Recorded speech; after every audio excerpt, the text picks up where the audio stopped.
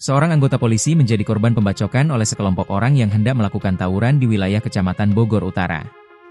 Insiden itu terjadi pada Minggu, 5 Oktober 2025, dini hari pukul 3 WIB saat korban dalam perjalanan pulang ke rumah dengan mengenakan pakaian preman.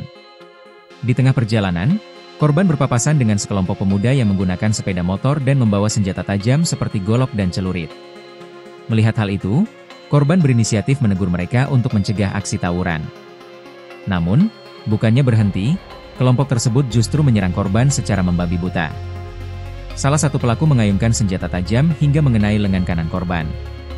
Akibat luka yang cukup parah, korban segera dilarikan ke Rumah Sakit PMI untuk mendapatkan perawatan medis. Kasat Reskrim Polresta Bogor Kota, AKP Aji Risnaldi, membenarkan adanya kejadian tersebut. Menurutnya, kasus ini masih dalam proses pengembangan dan penyelidikan oleh pihak kepolisian.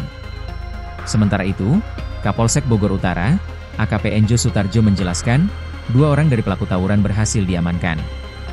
Anggota Polresta Bogor Kota dan jajaran Brimob menemukan 1 bilah senjata tajam jenis celurit yang dibawa pelaku. Selain itu, polisi juga telah mengidentifikasi beberapa pelaku yang terlibat dan tengah memburu mereka.